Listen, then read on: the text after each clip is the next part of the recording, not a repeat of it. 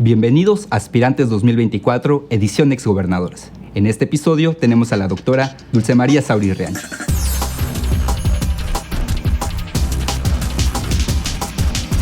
Doctora, es un honor tenerla en el programa.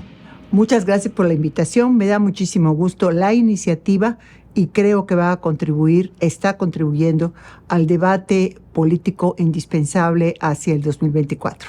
Le agradezco mucho el comentario, doctora. Si le parece, entramos a la entrevista hablando de usted específicamente del tiempo que estuvo al frente del Ejecutivo Estatal. En 1991, cuando se desempeñaba como senadora de la República, el Congreso Estatal la nombra como gobernadora del Estado ante la dimisión del exgobernador Víctor Manzanilla Schaffer. Cuéntenos de cómo se entera usted que va a ser la primera gobernadora en Yucatán. Hay una situación política en Yucatán que en última instancia hace que el gobernador electo por 6 años, Víctor Manzanilla Schaffer, solicite licencia para la separación definitiva de su cargo. Yo era senadora de la República, por cierto. En ese año, 1988, cuando fui electa, hubo la mitad de los senadores electos por 6 años y la mitad por 3. Yo formaba parte del grupo de 6 años. Adicionalmente, había otro factor que hacía que el gusanito de la esperanza se moviera para la candidatura al gobierno de Yucatán, que habría de definirse hasta agosto de 1993. Las elecciones iban a ser en noviembre. Era el hecho de que los gobernadores de Yucatán habían salido los últimos, desde 1964, habían salido del Senado de la República. Un senador de Yucatán, y hablo específicamente masculino porque no había el antecedente de una mujer en el Senado de Yucatán hasta que llegó Mirna Hoyos en 1982. Pero en aquel momento eran 2 senadores, don Gonzalo Navarro y yo, de 6 años, pues tenía esa aspiración con base en la historia reciente de las candidaturas del PRI al gobierno del Estado, ¿no? Sin embargo, pues en la política también, como seguramente sabes muy bien, una cosa es lo que una se propone y luego lo que aparece en coyunturas determinadas.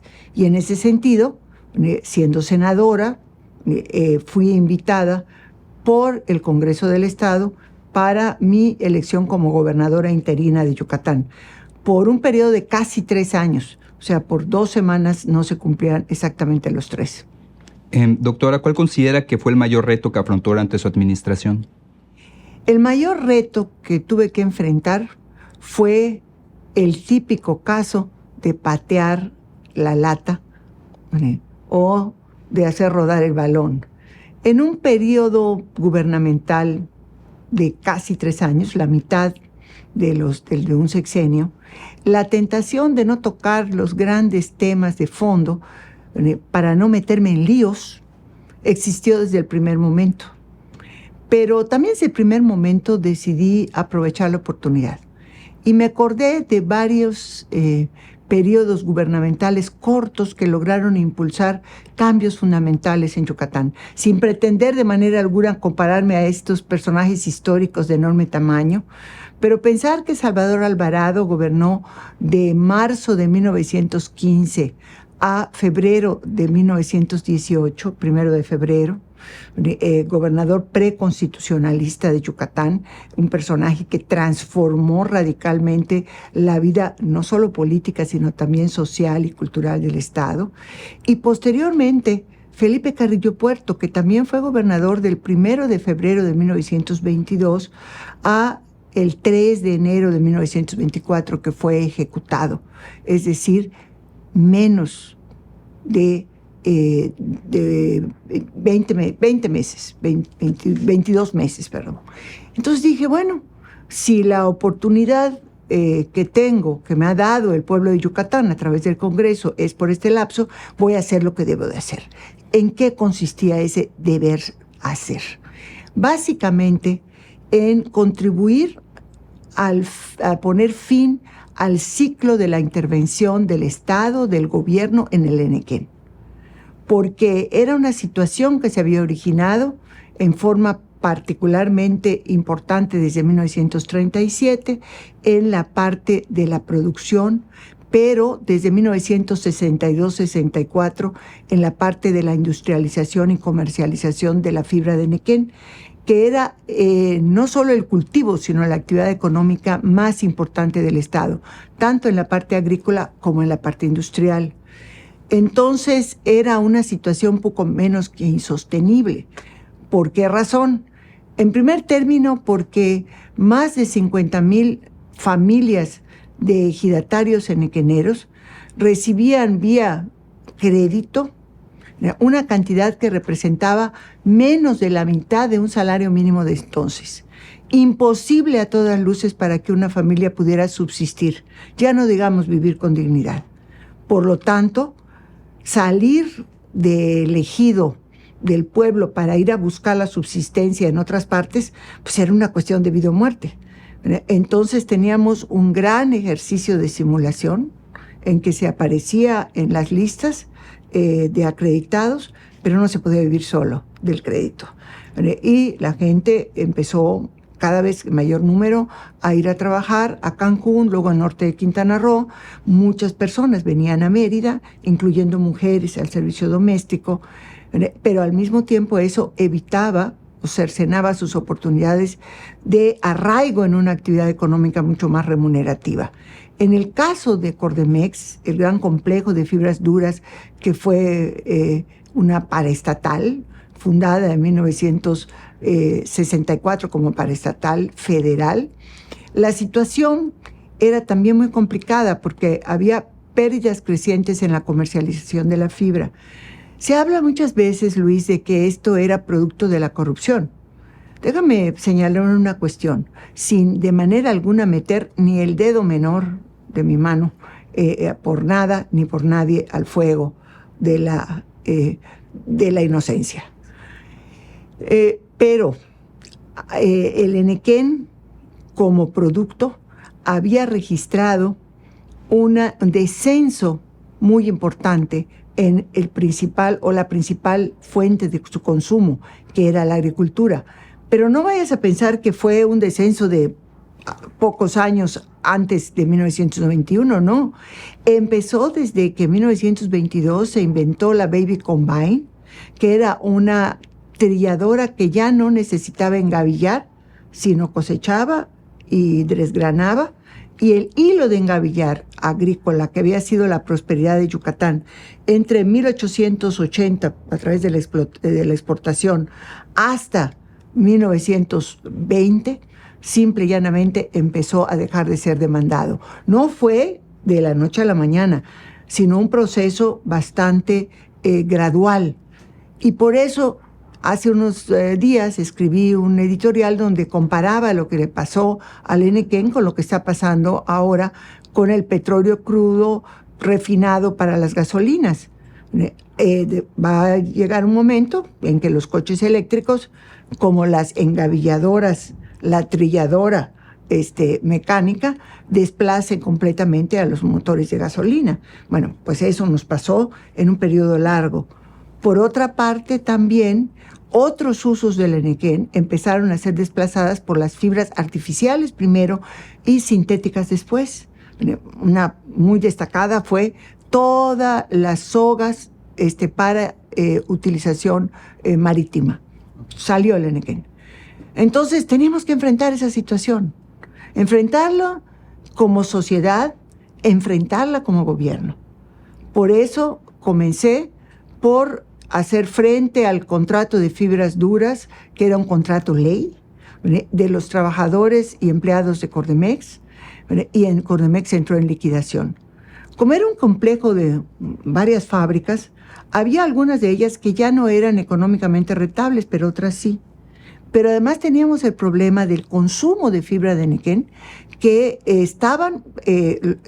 los ejidatarios seguían produciendo y había que acopiarla mientras las fábricas rentables las podíamos echar a andar, pero antes había que licitarlas a propietarios y privados. Y en esa licitación había que ser muy cuidadoso, porque seguramente has oído de plantas que se compran solamente para cerrarlas, es decir, para quitarte un competidor de encima. Y la marca Cordemex en hilos y jarcias, en alfombras, sacos, era una marca muy prestigiada, no solo en Yucatán, en el mundo. Entonces teníamos que cuidar eso. Lo logramos hacer, fue enormemente complejo y fue mi reto más importante. Entiendo, doctora. Su trabajo le ha permitido igual ocupar roles protagónicos en momentos importantes para la historia del país, como lo fue haber sido la primera gobernadora yucateca. Otro ejemplo, sin duda, es haber encabezado al PRI como dirigente nacional durante la elección del 2000. Cuéntenos un poco cómo fue el ser no solo observadora, sino parte actora de la transición democrática de México. Ahí tendría que dividir desde la presidencia. Era secretaria general, el presidente del Comité Ejecutivo Nacional, José Antonio González Fernández, se separó del cargo porque el presidente lo nombró secretario de Salud. El Consejo Político Nacional me eligió a mí el 30 de noviembre de 1999.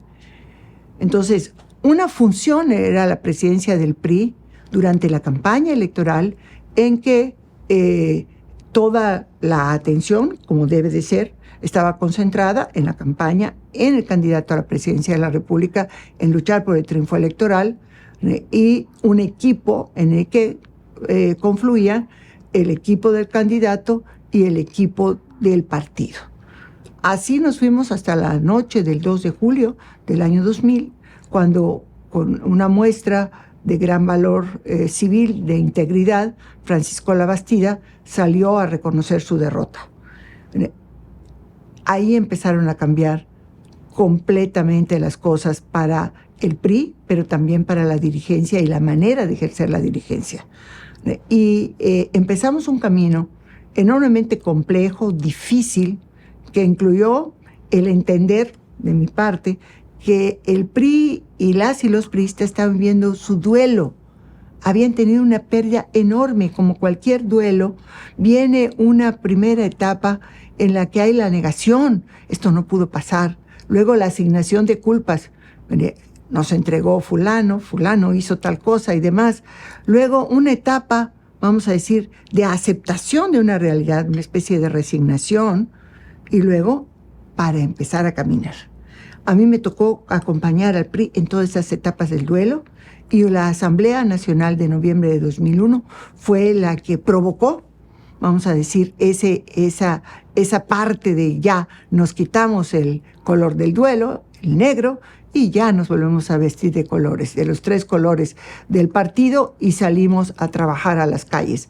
Por eso atesoro mucho el apoyo de la militancia del PRI en todo ese periodo tan complicado que fue el final de 2000, todo 2001, hasta el 4 de marzo de 2002, en que tengo la satisfacción, la registro, muy especialmente, de haber transmitido un partido entero a la siguiente dirigencia.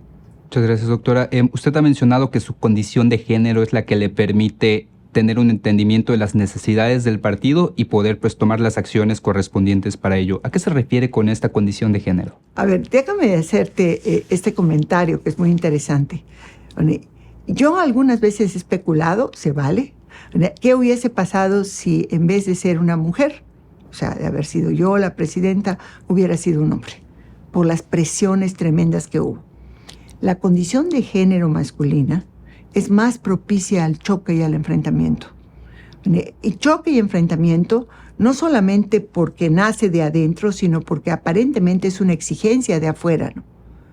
Un presidente, hombre, del Partido Revolucionario Institucional, difícilmente hubiera podido transitar las presiones internas que hubo. Yo llegó un momento que me planteé la posibilidad, o más bien me imaginé a mí misma como una especie de alfombra, en que venían y pasaban y decían y gritaban, tomaban el partido, decían un montón de cosas, etcétera, etcétera, pero cuando me cayó a mí de que teníamos que vivir esa catarsis y que mi responsabilidad era conducirla, no soportarla solamente por una actitud de resignación, de abnegación, esas cualidades que muchas veces nos pegan a las mujeres, sino por una necesidad política para que el PRI pudiera terminar su catarsis y levantarse. Y yo creo que sí, mi condición de género ayudó a transitar eso. Entiendo. Doctora, en tiempos más recientes formó parte de la 54ª legislatura que duró del 2018 al 2021. Sexagésima. Sexagésima. En la 60ª. Y durante los 2 primeros años funge como vicepresidenta de la mesa directiva y en el último asume la presidencia. De hecho, su desempeño cuando fue presidenta le gana el respeto de los actores políticos de todos los partidos por el nivel que usted llevó a la Cámara. Háblenos un poquito de esta experiencia, por favor. Mira, es muy interesante porque otra vez estuve en una situación inédita para el PRI. Y esta fue que después de la elección de 2018, en que el PRI perdió la presidencia de la República, también perdió su mayoría relativa en las cámaras de diputados y de senadores, una mayoría relativa que tenía desde 2009. Y esto representó pues un cambio muy importante también por el número. En la Cámara de Diputados, el grupo parlamentario del PRI estaba formado por 47 diputadas y diputados, cuando en la legislatura anterior, la inmediata anterior, eran más de 220. El hecho es que quedamos como la tercera fuerza en la Cámara de Diputados, pero la primera fuerza artificialmente construida por Morena era de 253 legisladores, después seguían 79 del PAN y luego 47 del PRI. Esto lo digo por el enorme abismo. Estaba Movimiento Ciudadano y estaba también el Partido de la Revolución Democrática. Encuentro Social, si bien no conservó su registro, tenía legisladores. Es decir, era una Cámara en que había una mayoría absoluta y había los siguientes grupos parlamentarios, pues eran minoritarios, claramente minoritarios. Entonces, como tercera fuerza nos correspondió la vicepresidencia, una vicepresidencia y una secretaría, y el grupo parlamentario me apoyó para ser vicepresidenta los 2 años, y cuando le correspondió al PRI, de acuerdo a la ley orgánica del Congreso, proponer para la presidencia, entonces me propuso a mí. No fue nada fácil, la primera ronda no alcancé la mayoría calificada, porque es indispensable. El Partido del Trabajo creo que el Partido del Trabajo no quería, pero finalmente alcancé la mayoría calificada y ejercí la presidencia hasta el 31 de agosto de 2021. Una presidencia complicada, difícil, porque no solo por ser año electoral, el 2021, sino también porque teníamos lagunas legislativas que, por cierto, todavía subsisten, muy serias, que hubo que allanar con acuerdos, ni más ni menos, que con el Instituto Nacional Electoral. Concretamente me refiero a la figura de la reelección consecutiva, que por primera vez en 2018 iba a ser una posibilidad para los 500 diputados y diputados.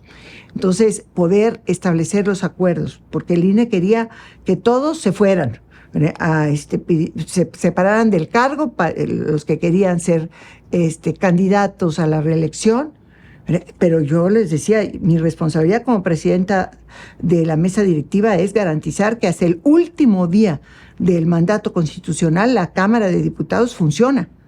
Y no podemos hacerlo de esa manera. Entonces fue una negociación complicada, bien difícil, y que yo esperaba que ahora que se habla mucho del plan B electoral y demás, se hubiera abordado en la legislación para darle una solución legislativa a ese tema. Pero no se ha dado. Doctor, usted que ha estado de los 2 lados de la moneda, tanto en una bancada de un partido hegemónico como de un partido que queda en tercera fuerza, ¿cuál es la diferencia entre la vida interna y las dinámicas que tiene que llevar a cabo el partido para su día a día durante la legislatura? A ver, la primera vez que fui diputada fue en 1982. En la elección de ese año eran solamente 400 diputados y diputadas. El PRI ganó 299 distritos de mayoría y eran 100 de representación proporcional. Desde 1979, la reforma electoral de 1977-78 así lo estableció. Bueno, solamente perdimos un distrito en el país, que hasta me acuerdo del número y del lugar, era el distrito 19 de Naucalpan en el Estado de México. hasta me acuerdo del nombre de candidato perdedor, pero eso no lo digo.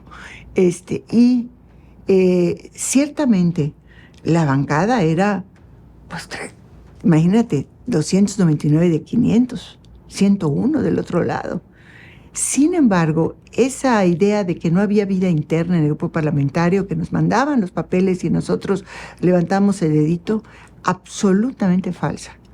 Había mucha discusión interna, había maneras inclusive de presionar en el Ejecutivo para que el Ejecutivo cambiara algunas cosas, e incluso hay una especialmente para mí significativa que se dio no en la Cámara de Diputados, se dio en el Senado de la República, y que ahora, a raíz de estos temas de los desafueros y de que sí tiene facultades el Congreso, la Cámara de Diputados para desaforar y entregar a la justicia a un gobernador o no la tiene, me puse a revisar el debate que se dio en diciembre de 1982, cuando se estableció en la Constitución el capítulo relativo a las responsabilidades de los servidores públicos.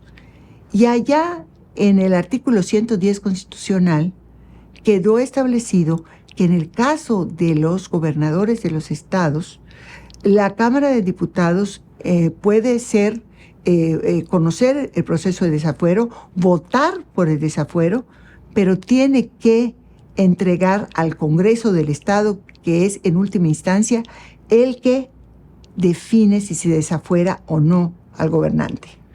Déjame decirte que eso, cuando mandó la iniciativa el presidente de la Madrid, que fue la primera iniciativa que mandó el presidente por aquello de la renovación moral de la sociedad, compromiso de campaña, la iniciativa no contemplaba la actuación de los congresos de los estados. Pero en el Pleno, en el debate que se dio, senador del PRI, Mariano Palacios, hizo la salvedad y se modificó la iniciativa presidencial. O sea, para mí eso es prueba de que así abajo del agua tranquila y mansa había muchísimas cosas que se movían adentro.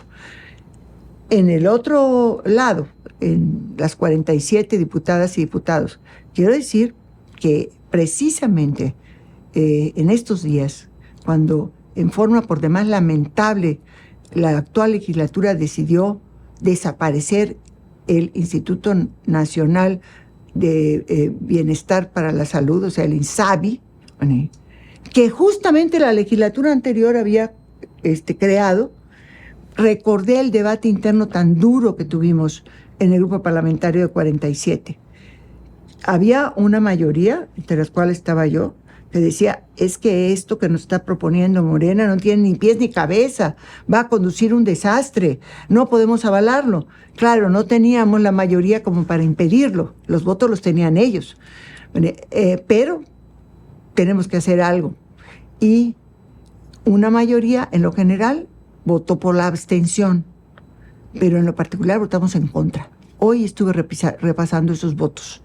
Y eso fue producto de un debate interno muy duro, porque tuvimos 15 compañeras y compañeros que en lo general votaron a favor.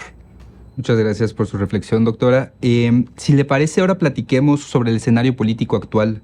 A nivel nacional, Morena cuenta con 3 aspirantes, de los cuales 2 parecen estar más adelantados según las encuestas. Del otro lado, vemos una oposición aparentemente unida en la Alianza Va por México, la cual cuenta con varios miembros que han alzado la mano para encabezar la candidatura, aunque ninguna parece tener el respaldo que tienen los aspirantes guindas, al menos en las encuestas. Desde su perspectiva como exgobernadora y dirigente nacional, ¿cuál es su opinión sobre cómo se ha desarrollado el proceso de aspirantes para la elección presidencial y cuáles son sus expectativas para este proceso? A ver, la primera cuestión es que no debemos de sorprendernos que del gabinete presidencial surjan los aspirantes del partido que está en el gobierno. Así ha sido, podemos irnos para atrás, puedo dar los ejemplos, pero ellos tienen, por la misma responsabilidad de su cargo, una visibilidad, una plataforma política de la cual, pues no digo que carecen, pero sí que no es equivalente a la que tienen las oposiciones. ¿De dónde surgen las candidaturas opositoras? Hasta hace hasta la elección 2018. Las candidaturas fundamentalmente han surgido de las gubernaturas de los estados. O sea, estamos hablando de Vicente Fox en 1997, estamos hablando de Enrique Peña Nieto en 2011, 2012. Digo 97 porque al día siguiente de la elección intermedia de ese año salió el gobernador de Guanajuato con su serie de spots diciendo que iba a ser candidato a la presidencia de la República. Claro que no había las leyes que ahora tenemos que prohíben esto, ¿no? Entonces, en cambio, vean en el PAN salió candidato Felipe Calderón, que era secretario de Energía, se separó del cargo para ser candidato. Y luego Josefina Vázquez Mota, también exsecretaria del partido en el gobierno. El presidente López Obrador era jefe de gobierno de la Ciudad de México cuando fue candidato la primera vez y luego ya le siguió. Entonces, ahora, cuando vemos las candidaturas a la presidencia de la República en las oposiciones, pues los gobernadores que son de la oposición son pocos que estén ya, vamos a decir, por su gestión, a punto, maduritos para salir, ¿no? Porque tengan 5 años. Y cito un ejemplo muy específico, el del gobernador de Yucatán por el PAN. Ese está madurito, espero que sí luche por la candidatura ya en los próximos meses, después de que pida licencia. No me sorprende que las oposiciones todavía estén analizando y debatiendo sobre la candidatura. Somos un país de instituciones. Yo tampoco espero que de buenas a primeras surja una figura como la de Fujimori en Perú en 1990, que de pronto y arrolladoramente gane. Yo más bien considero que si hay un proceso adecuado de las oposiciones a Morena, pero yo más que oposiciones las veo como un conjunto de fuerzas que coaligan a la sociedad y a los partidos políticos, a las organizaciones sociales y a las organizaciones partidistas en la elaboración de un proyecto alterno de futuro. Y en ese sentido hay que buscar a la persona que encabece ese proyecto. Y el proyecto está, por ejemplo, yo seguí con muchísimo interés la propuesta del gobierno de coalición, porque desde mi perspectiva eso es lo que le va a dar identidad a la propuesta de campaña de estas fuerzas coaligadas por el futuro de México. Entonces, sé que en un momento determinado la ley electoral exige nombre y apellido de quien vaya a contender. Habrá nombre y apellido, sin lugar a dudas. Y a tiempo como para que desde Palacio Nacional no lo bombardeen de tal manera que destruyan la opción antes inclusive de que pueda despegar, porque eso también hay que pensarlo. ¿Qué más darían de que ya hubiese una figura aparentemente con la definición de todas las fuerzas? El tiro al blanco sería indudablemente el deporte más intenso que se platicaría desde Palacio Nacional. Doctora, ¿usted cómo ve viable que la Alianza Va por México esté encabezada por un perfil ciudadano y cómo cree que sería este proceso para que un ciudadano logre adquirir el liderazgo que conlleva ese proyecto? A ver, el hecho de que esté demandando de que participen las organizaciones ciudadanas y las estructuras, las organizaciones partidistas, no necesariamente implica que sea una persona, le llamamos ciudadano a alguien que no haya tenido cargos en partidos políticos, pero tan ciudadana soy yo como cualquier, a ver, ¿quién podemos usar de ejemplo? A Claudio X González, que tantos recuerdos le trae siempre al presidente López Obrador. Bueno, yo soy ciudadana, soy priista y ciudadana, o soy ciudadana y soy priista, eso sin lugar a dudas. Lo que me parece muy importante, fundamental, es que en la búsqueda de la candidatura presidencial hay una participación real de las organizaciones de la sociedad. Eso, o sea, una candidatura en la que hay ausencia de organizaciones de la sociedad, me parecería que nace con un déficit muy grande y una posibilidad de éxito muy reducida. Doctora, dados los antecedentes de aparentes acuerdos entre la dirigencia nacional priista y Morena, ¿considera que existe el riesgo de que el PRI rompa la alianza en favor de una nueva alianza con el partido Guinda? Yo diría que los riesgos están latentes en la política. Hay voluntad, hay propósito, la dirigencia nacional ha sostenido que va, y para mí la prueba, vamos a decir, material más concreta y específica es la coalición electoral que se construyó en el Estado de México.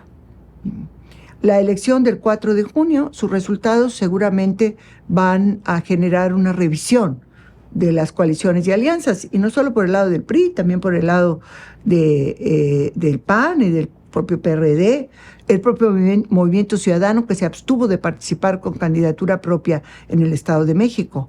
Entonces, yo considero que sí hay riesgos, como todo en la política, pero yo clamo al instinto de sobrevivencia. O sea, la sobrevivencia del PRI no pasa por una coalición electoral con Morena. Ahora, si la dirigencia nacional quiere que vacíen de militantes, que vacíen de contenido al PRI, pues adelante. ¿Qué lectura le merece la postura que tuvo Movimiento Ciudadano respecto a la elección de Estado de México? Mira, no tengo muy claro esa estrategia, ¿no?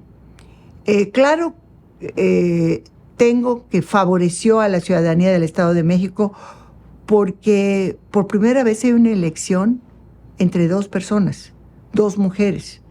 Se dice incesantemente que una mujer gobernará el Estado de México, y es cierto. Nosotras estamos luchando para que sea Alejandra del Moral. Bueno, y Movimiento Ciudadano, digo, esa parte me parece que favorece la contienda, favorece a la ciudadanía. Pero no entiendo muy bien por qué un partido político con registro nacional tiene la obligación de participar en las elecciones nacionales y en las elecciones locales, y se abstuvo de participar. Es una abstención activa porque no sé qué porcentaje, será 5% de intención de voto o algo así, pero tenía seguidores. Si quiere guardar las fuerzas para el 2024, pues la verdad es que yo no entiendo bien a bien, pero respeto. Creo que Dante Delgado es un gran estratega. Muchas gracias, doctora, por su reflexión. Manteniendo el enfoque nacional, usted no ha ocultado su postura crítica respecto a la actual dirigencia nacional del PRI. De hecho, denunció ante la autoridad electoral el intento de la dirigencia por prolongar su mandato mediante reformas estatutarias aprobadas presuntamente de manera ilegal. De hecho, mientras nosotros estamos discutiendo esto, si no me equivoco, el Tribunal Electoral está ponderando sobre si ratifica o no ratifica la postura que tuvo el INE al respecto.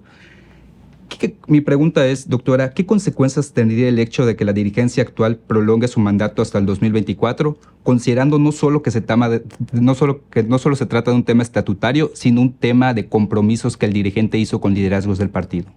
A ver, mire, yo parto de esto. No es la facultad del Consejo Político Nacional para prorrogar la duración de la dirigencia nacional si su relevo coincide con los 3 meses previos del inicio del proceso electoral. Así estaba desde 2020 en los estatutos.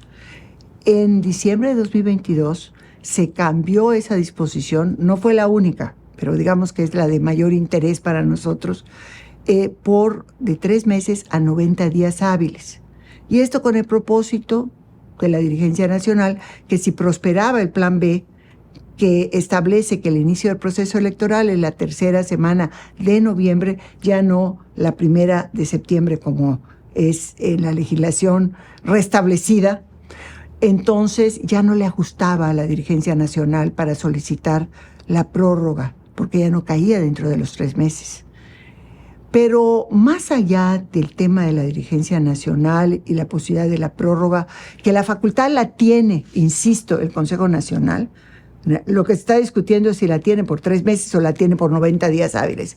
Es el hecho de que se haya convocado una sesión extraordinaria del Consejo Nacional para modificar estatutos del partido cuando no se reunió ninguna de las 3 causas por las cuales puede ejercer esa función extraordinaria supletoria de la función de la Asamblea Nacional. No hubo urgencia, no había ningún asunto urgente, no hubo mandato legal, es decir, el INE no había, como hacía unas cuantas meses había señalado, de que los partidos tenían que reformar sus estatutos por los temas de violencia contra las mujeres y violencia política en razón de género. Y la tercera, no había una reforma electoral que obligara a armonizar los estatutos del PRI con la reforma electoral aprobada. ¿Por qué razón? Porque el 22 de diciembre, la reforma electoral, lo que conocemos coloquialmente como el Plan B, todavía no había culminado su proceso legislativo, que se dio hasta febrero del año siguiente. Entonces, no había razón para que el PRI modificara estatutos vía su Consejo Nacional. Otra cosa es la Asamblea. Vía la Asamblea Nacional las puede modificar sin ningún tipo de cortapisa, pero en este momento sí. Y eso es lo que se está litigando y fue lo que obtuvo la posición mayoritaria en el Consejo General del INE. Vamos a ver qué pasa finalmente en el Consejo, aunque el proyecto que circuló el magistrado Vargas, responsable de formularlo, va en el sentido de pedirle al INE que rectifique su decisión, es decir, que apruebe las determinaciones tomadas en el Consejo Nacional. En cuanto a en lo que se traduciría en que Alejandro Moreno pueda o no pueda mantenerse en la dirigencia para el proceso del 2024, ¿usted ve que esto puede afectar la dinámica interna del partido? A ver, en cualquier escenario, el escenario de que el tribunal ratifique la determinación del INE o pida que rectifique el INE. En cualquiera de los dos escenarios, la posibilidad de que el Consejo Nacional otorgue la prórroga de la dirigencia está presente. Eso quiero dejarlo muy claro. El problema es esencialmente político. Va a ir al Consejo Nacional y va a solicitar la prórroga. ¿Bajo qué razones? El argumento esencial es: yo, persona, Alejandro Moreno, soy la única garantía de que vamos a conservar los compromisos que he estado gestando con las otras fuerzas políticas. Con toda franqueza, a mí me parece un absurdo, Luis. Este partido es el único que tiene en su apellido lo institucional. Y en este caso son las instituciones.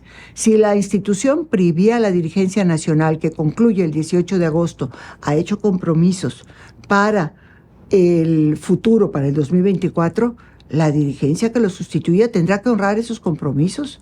No se hicieron con la persona, se hicieron con la institución. Yo así lo veo. Que necesitaríamos airear la vida interna del PRI, respetando nuestras reglas y eligiendo una nueva dirigencia nacional, a mí no me cabe duda. Eso hicimos en el 2001. Eso hicimos en 2011. Ya no pensemos en ese momento tan complicado de la derrota por primera vez en la presidencia y todo lo que vivimos en 2001. Pensemos que en 2011 el PRI había recuperado la mayoría relativa en 2009 en la legislatura, que teníamos un candidato o un precandidato o aspirante a la presidencia de la República que estaba ya, digamos, muy perfilado, y una dirigencia nacional que había sido enormemente efectiva, la dirigencia de Beatriz Paredes y Jesús Murillo Caram.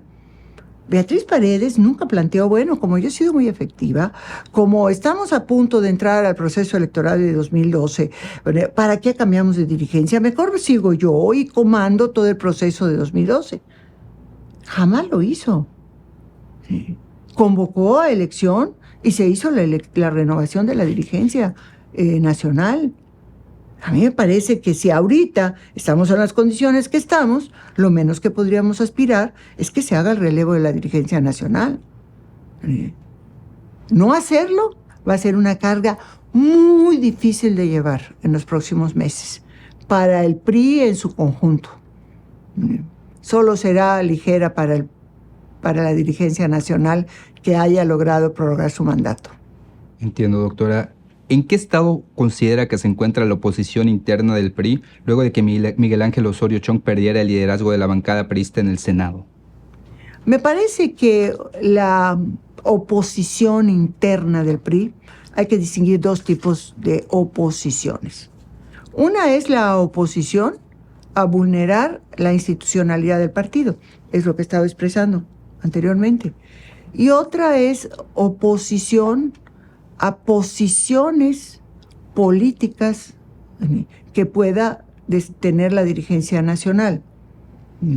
A mí me parece que posiciones políticas de la dirigencia nacional, una oposición interna fue, por ejemplo, la determinación de apoyar la reforma constitucional para modificar el transitorio que permite que las Fuerzas Armadas permanentes, es decir, el Ejército, la Marina, estén en funciones de seguridad pública más allá de marzo del 2024.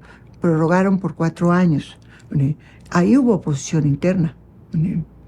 Entonces, me parece también que cualquier intención de apoyar alguna parte de la reforma electoral del Plan B hubiera tenido también una oposición interna. Ese es otro tipo de oposición adentro, a posiciones de partido.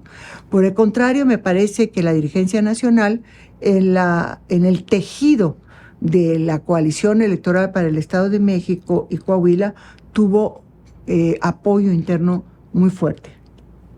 Doctora, en cuanto a la gubernatura del estado de Yucatán, es el PAN quien parece tener mayores posibilidades de acuerdo a las encuestas actuales. Si bien hay un claro puntero dentro del partido, existen 2 o 3 blanquiazules que podrían dar la sorpresa por el posicionamiento que van ganando semana a semana. Del otro lado se encuentra Morena, partido que parece tener más fortaleza por su nombre que por sus liderazgos. ¿Cuál es su opinión sobre cómo se ha desarrollado este proceso de aspirantes a nivel estatal y cuáles son sus expectativas? A ver, la primera cuestión es que este es un estado bipartidista. Lo fue durante muchos años. De hecho, solamente en el proceso electoral de 2021, ni siquiera en el 18, en el 21, aparece como un estado de 3 partidos políticos. Todo parece indicar que en 2024 volverá a ser bipartidista. La única diferencia es que al PAN ya no lo va a acompañar el PRI, lo va a acompañar Morena. Dicho esto, me parece que en Yucatán tenemos que estar muy al pendiente de cómo se va a tejer la coalición nacional. Uno de los factores que incidieron con mayor fuerza en la derrota del partido en 2018 fue no entender la dinámica de las coaliciones nacionales. O sea, esa coalición que se hizo para la gubernatura con el Partido Verde y con Nueva Alianza, pero que no se reflejó en los municipios, le ocasionó al PRI la pérdida de votos suficientes para la derrota en la gubernatura. Por eso es tan importante que estemos en una espera activa de cómo vienen las cosas a nivel nacional. A mí me parece que una coalición, yo vengo de un pasado con una enorme, ¿qué diría yo? No me gusta polarización, pero con un enorme enfrentamiento con el PAN. Sin embargo, me parece que hay algo superior, ¿verdad? Y lo superior es el interés de Yucatán. Yo quiero que Yucatán continúe siendo un estado en el que impere la paz y la tranquilidad, que las familias puedan vivir en paz. Un estado que tiene muchísimos problemas, pero que tiene posibilidades de soluciones, porque tenemos lo esencial, que es la convivencia, que es el respeto, y que cuando se transgrede ese respeto, cuando se agrede sobre todo los crímenes más graves, como son los homicidios, los feminicidios, hay una actuación por parte de las autoridades oportuna y los pone a los responsables ante los jueces. Yo solo quiero que piensen, mis compañeros y compañeras yucatecos, en un estado que gobierna actualmente Morena, que esté mejor que como estaba antes del inicio del gobierno de Morena. Es un reto. Digan uno. Que esté mejor en seguridad, en primerísimo lugar. Que esté mejor en salud, que esté mejor en educación, que esté mejor en movilidad, que esté mejor en cualquiera de los renglones que no sea el encono, el enfrentamiento, la polarización social. Entonces, yo quiero para Yucatán prosperidad. Espero que haya una coalición de fuerzas políticas y de las organizaciones de la sociedad que lo haga posible. Doctora, lo lógico, como usted dice, o lo más viable sería que el PRI se vaya en alianza con el PAN, puesto que es la alianza que va a dictarse a nivel nacional. Sin embargo, hay personas que rechazan esta alianza tanto al interior del PRI como del PAN, y quienes la rechazan dentro del PRI dicen preferir hacer equipo con Morena. ¿Usted qué opina sobre esta postura? A ver, mira, primero, yo creo que los próximos meses son cruciales. Pero sí quisiera dejar desde mi perspectiva algo que es fundamental. En Yucatán tenemos que participar en la construcción de la coalición nacional por parte de nuestro partido. Y una coalición que implique una alternativa de futuro.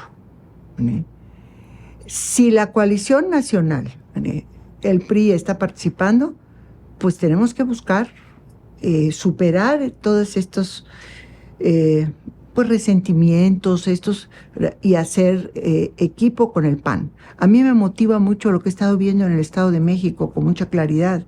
O sea, el Estado de México tiene un escenario muy parecido al nuestro en cuanto al enfrentamiento histórico entre el PRI y el PAN. Por ejemplo, en municipios tan paradigmáticos como Naucalpan, como bueno, en fin, municipios de lo que se llama la Franja Azul de la zona metropolitana. Sin embargo, el PAN está participando en la campaña electoral. Igual pasa con el PRD allá, PRI, PRD en el Estado de México, choques, están participando juntos. ¿Por qué? Porque hay un interés superior. Y el interés superior es el Estado de México, el pueblo mexiquense que quiere alternativas de paz, no la confrontación. Tendremos que trabajar acá. Ahora, hay la posibilidad de que el PRI decida participar por sí mismo. Esto quiere decir que no encontró cabida en la coalición. La tercera, la posibilidad de que el PRI participe formalmente en una coalición con Morena, yo la veo muy remota.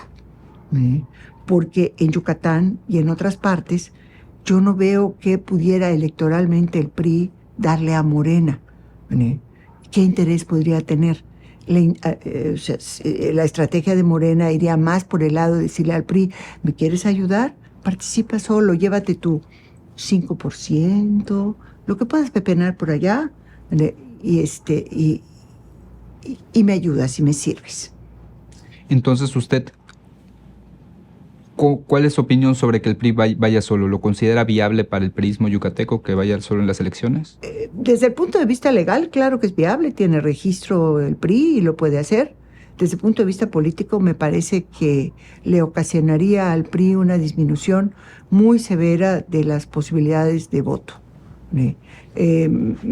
No me guío por las encuestas, porque muchas veces se dice fotografías, pero fotografías con una resolución muy baja, por cierto, del momento. Pero el porcentaje que le asignan al PRI es de un dígito. ¿Qué le corresponde hacer al PRI en corto y mediano plazo para poder aumentar su nivel de competitividad? Trabajar muy duro en los municipios. Trabajar muy duro en los distritos. O sea, es de abajo para arriba. Ahora sí.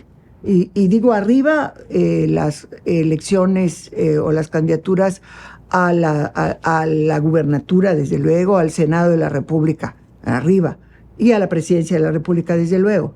Pero la parte crucial, la parte real de la fuerza del PRI de siempre, ha estado en el territorio.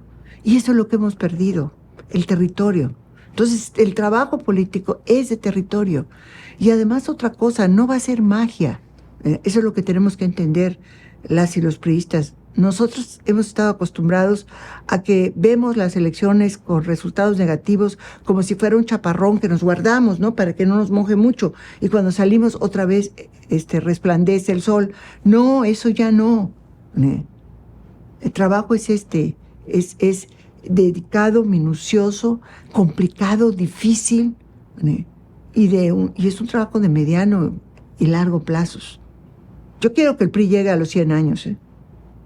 Doctora, el PRI ha cambiado de nombre en 2 ocasiones para poder responder a las necesidades que demandaba el país y que demandaba el mismo partido.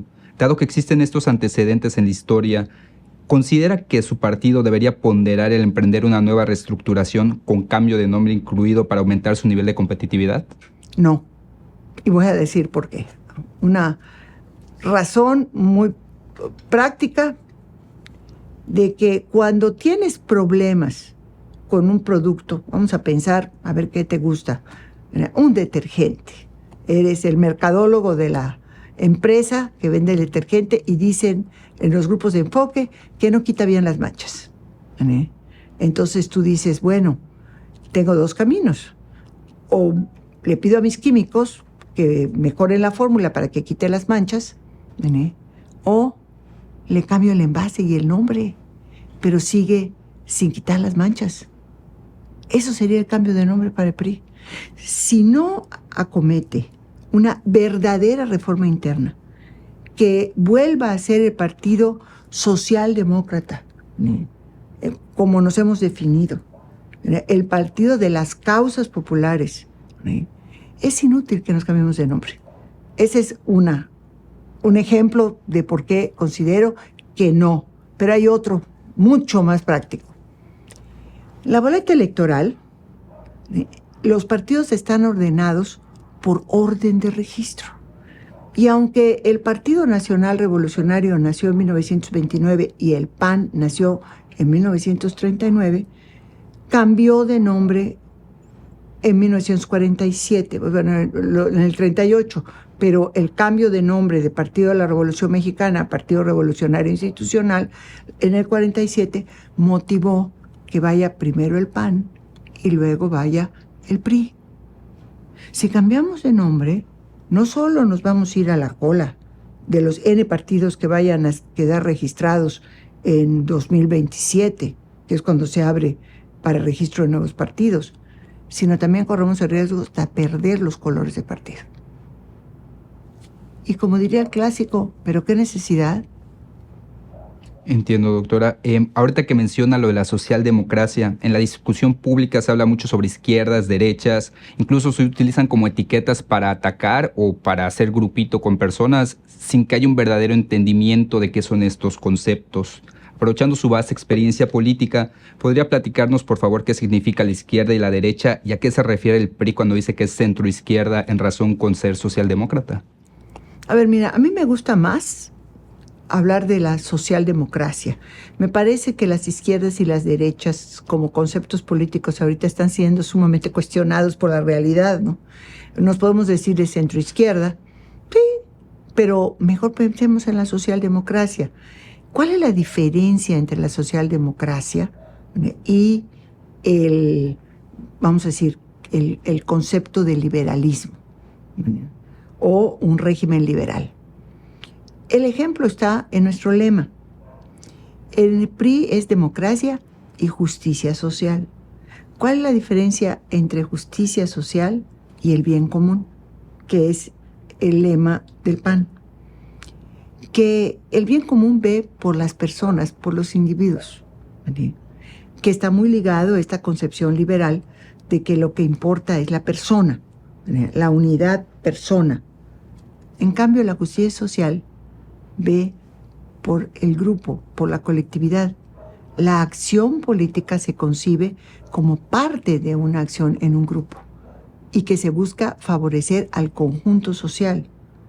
Si tuviera que ponerlo en términos de deducción e inducción, el PAN busca el bien común a partir de la inducción.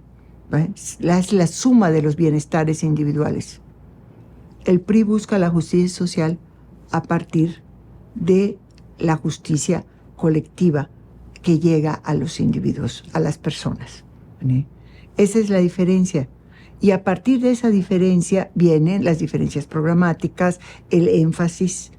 Por cierto, no hay un gobierno más neoliberal que el actual, porque es un gobierno que se ha dedicado a repartir dinero a las personas directamente, para que las personas con los medios que tengan logren lo que puedan.